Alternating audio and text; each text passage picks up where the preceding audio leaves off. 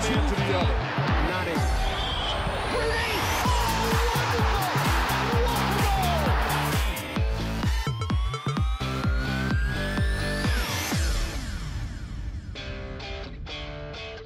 What's up, ladies and gentlemen? This is Faisal Khamis from the Sports Sofa, and yes, stop the presses. We have a sum of 7 for you today. If you don't remember what it is, and surely I didn't for a while, the sum of 7 takes a look back at the last few days in sports and adds it all up to tell you how we got here today. So let's get started right away. Let's start with golf. You know, many has been made of Tiger Woods' return to the course after 4 months off at this weekend's Bridgestone Invitational.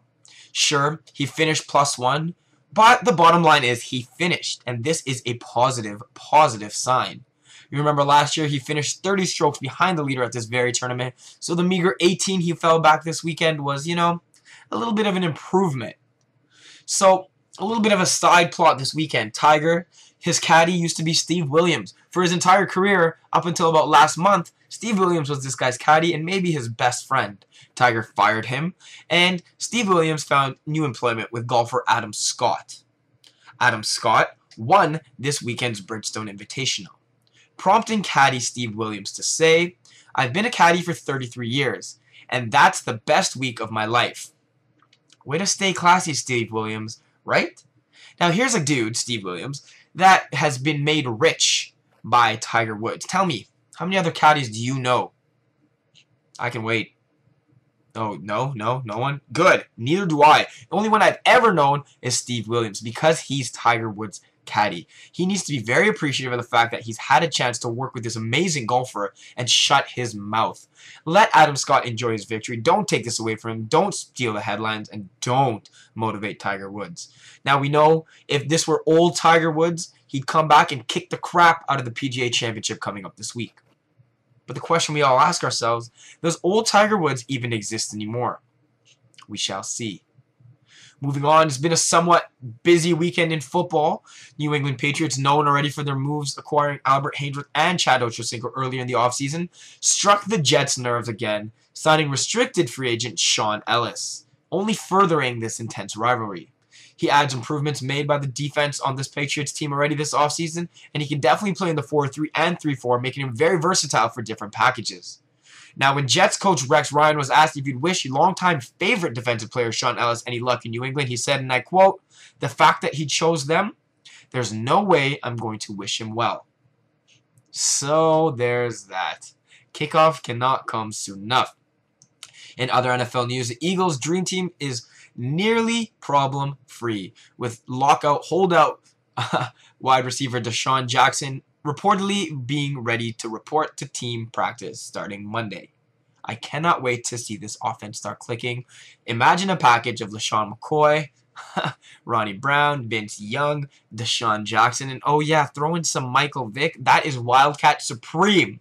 Cannot wait.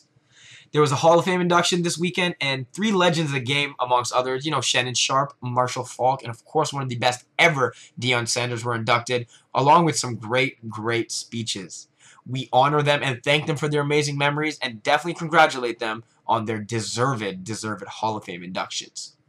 In baseball actions, we all remember, and maybe some of us who don't watch baseball don't remember, but most of us who watch baseball remember, the Giants swept the favored Phillies in the National League Championship Series last year. And ever since then, the Phillies have been retooling for a way back to the World Series. Well, they played a 4-game set this weekend, and the Phillies look dominant, winning the first 3 after losing to Tim Lincecum, while losing to Tim Lincecum in today's 4th and final game. The Phillies used a mix of dominant offense, marked in with Halladay and Hamels' dominant pitching, to take 3 out of 4 from the defending champs, and really have solidified themselves as the best team in, yes, the entire league. Sure, the Red Sox, Yankees have made their mark, but this Phillies team, after the acquisition of Hunter Pence, are really well tooled and have no weak spots in their lineup, and of course, with their most dominant pitching, look favored and in fact almost guaranteed to make the World Series. Of course, we don't want to say for sure, but if everything goes as planned, if they continue to click as they are right now, there's no way this team will not get there. Over in the AL, we just touched on them. We had the Red Sox and Yankees taking off this weekend in what was another amazing, amazing series.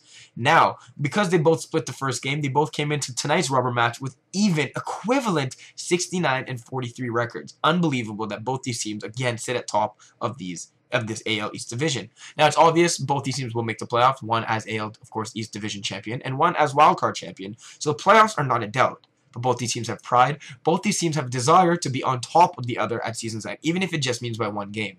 Well, the Red Sox went a long way in doing that today after coming back against the greatest closer of all time in the ninth, Mariano Rivera, giving up a run for the Boston Red Sox to tie it at 2, and then a David Ortiz RBI base hit in the bottom of the 10th gave the Red Sox a 3-2 victory, and yes, this series, and yes, now the division lead. You know, with only a handful of games left in the season, say 50-ish, it'll be interesting to see these two jockey for position the rest of the way, but cannot complain because this rivalry is one of sports' best ever. In local news, in Blue Jay news, they called up finally top prospect Brett Lowry. Now, if you remember, they acquired Brett Lowry this offseason by trading Sean Markham to the Milwaukee Brewers. Lowry was supposed to be called up earlier, got hit by a pitch on the hand, and did not get called up. He finally got called up, had an unbelievable weekend, going 5 for 11 over the course of the series against the Baltimore Orioles, including his first Major League home run today. Clap, clap, Brett Lowry. As a Blue Jays fan, I look very, very forward to seeing you smack the ball around the field for a few years to come. We just hope you live up to your expectations. Let's wrap up this week with some soccer news. Football news. Football, mate. Today, English season officially started with the Community Charity Shield. Manchester City, the younger brothers, Manchester United. The proven champions. 19-time champions, Manchester United. I don't know if you guys heard, they won the league last year. Now, this was, you know, a game that was being downplayed by both Mancini and Ferguson, but really, you know, both these teams, both the players on both sides really wanted to win this game. And it looked like City were finally going to have their way with United in a meaningful game. Sure, the FA Cup, whatever. But in a meaningful game where a trophy was on the line, they took a 2-0 lead into halftime. Joleon Lescott headed home a goal, followed by Edin Dzeko's massive, massive strike near the end of the half to put City up 2-0. And really, it looked like they were on their way to upsetting the Red Devils. No.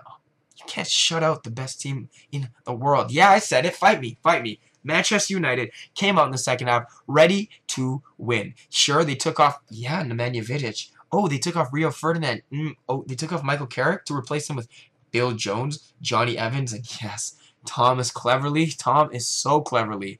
But this was a team that with this youth and with this future came and showed that they belong and they deserve a starting spot in this United lineup.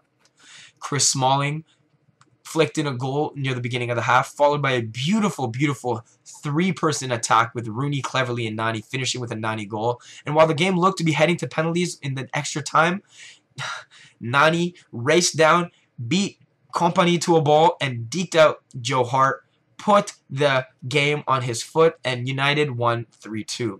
If this is any indication of the drama we'll see in the EPL this year, one can only count down the days until kickoff starts. 6 days, 6 days, 6 days.